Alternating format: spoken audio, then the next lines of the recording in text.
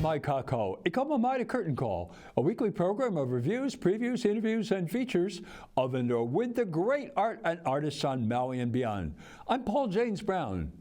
The 2025 edition of the Art of Trash, sponsored by Malama Maui Nui, opened at the Maui Mall on April 19th and will be open daily 10 a.m. to 6 p.m. until May 17th. This exhibit is one of the most creative and challenging there is because, as longtime Art of Trash director, the late Wilma Nakamura said, quote, "The annual Art of Trash show is designed to inspire environmental awareness of trash and give a new perspective of how we as a community view and appreciate our valuable resources," unquote. Every piece has a label describing the inspiration, the materials used, and experience in making the work. They are most instructive. The juror for the show was Judy Bruder, and she has made her choices from the 44 pieces submitted. This show has an adult and keiki division. In first place is Han Ha, a representation of Michiko Smith of the mountain-dwelling endemic plant in ghost netting and ocean debris. Ms. Smith states after she gathers the netting and detritus from the beach, quote, "The result is a fusion of nature, art, and sustainability, transforming what was once discarded into a meaningful representation of both the plant and pressing environmental issues we face," unquote. I believe her process, as well as her product, were the factors that led to her first prize. Ms. Bruder gave 2 keiki awards for excellence. This is Man-Made of Trash by Zoe Lynn Pua'a Yagin, who went around her house, even in her trash pail, and the beach to obtain the material for this piece. She said she was inspired by the song Everlong by the Foo Fighters. And the other keiki award for excellence went to Sofina Alikapeka Trasider for Mahina. Read the story about her inspiration. It is romantic, nostalgic, and endearing. The provenance of the materials, aged wood from Hawaiian cane and sugar, sea glass from Kauai, where her grandparents honeymooned, her dear old toy dolphin, and others, contributes to this lovely award-winning piece. The winner of the last 2 Art of Trash shows, Rebecca Becky Lewis, was the runner-up this year. Here is Cock-a-Doodle-Doo. You can see some of the things she picked up on the roads: a vegetable steamer, an espresso maker, meat thermometer, and collected trash. Her creativity has no limits. In third place is Eric Bindewald's Sign 37. Mr. Bindewald cuts up discarded road signs and puts them back together again. This is Bohemian Tragedy by Debra Fair. It is a broken, transparent model filled with accumulated selected items from the artist's collections over the years.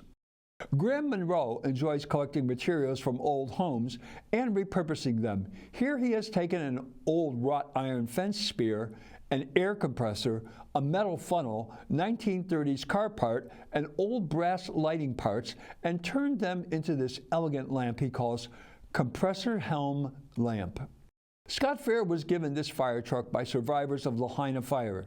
He imagined it in the future as a fire engine that could battle another Lahaina-type fire. He calls it Fire Panther 22 Double Deuce. This is a tribute to the brave members of the Maui Fire Department. Mr. Fair's Wolf of the Rails is an homage to the Maui sugarcane train if it were in the steampunk era. The complexity of his designs never interfere with their sleekness. This is Mr. Fair's weather vane USS Enterprise at Saturn.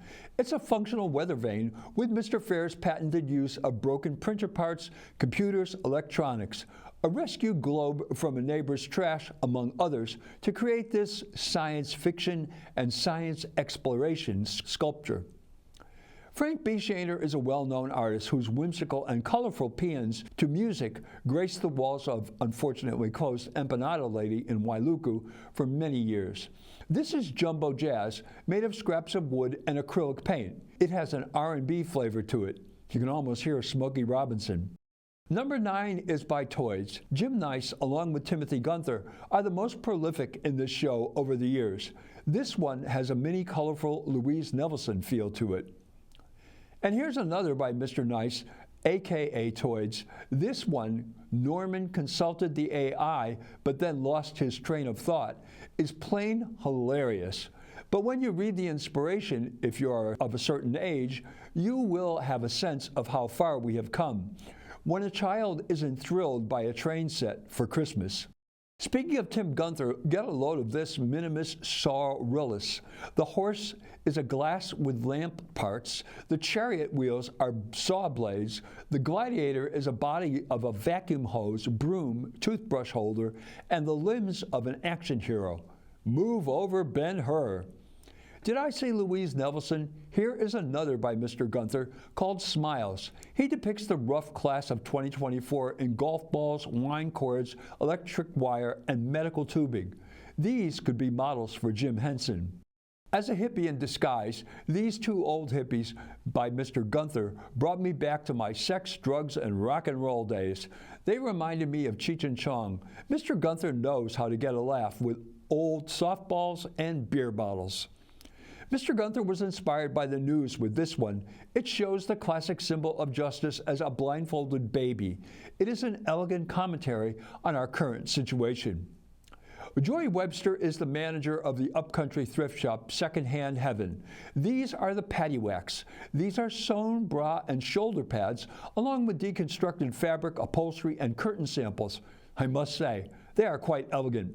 Circus Molokai is the result of Jason Elder's pickups on Molokai beaches and elsewhere, where he finds plastic, an axis buck skull, and puts them together in this marvelous sculpture. I'd love to go to that circus. Murphy found a canister and a pan next to a dumpster, added a cutting board, mixing auger, curtain rod, and other found objects, and voila, la flour, spelled like the makings of bread, not what it looks like. Interesting. Another longtime contributor to this show is Scott Mithen. Using plastic bottles, kitty litter containers, corrugated roofing, fishing nets from the Kahului Harbor, his wife's 2-decade-old slippers, among others, he created Bunny Slipper Ballet. He tells us the process of using discarded material as his medium is a magical experience. I have saved what is, for me, the best for last. Becoming Yourself by Crystal Gomes is a stunning work. Believe it or not, this work has nothing to do with Pele. The artist tells the viewer eloquently and poetically, quote, "Just as molten rock obliterate the old to create fertile ground for new life, we too must sometimes shed outdated beliefs, habits, and even relationships to flow for personal evolution. From the ashes of what was, potential arises, cooling into something beautiful and enduring. This process of destruction and creation, so vividly mirrored the flow of lava, is essential for both the natural world and the human spirit to flourish," unquote.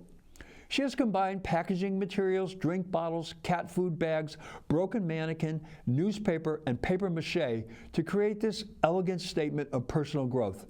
I could see this in the state's collection. The Art of Trash is the longest-running annual art show on Maui. It has been around for nearly 3 decades. We have much gratitude to the Big Island's Ira Ono for coming up with the idea, and to the late Wilma Nakamura for seeing it through to maturity. It is a show that never ceases to amaze. Be sure to take it in 10 a.m. to 6 p.m. in the Maui Mall in Kahului until May 17th. They have a People's Choice Award. I know what I would vote for. How about you? Can't vote unless you go, so don't miss it. Well, that's Curtain Call for this week. Mahalo nui loa for joining me. I'm Paul James Brown.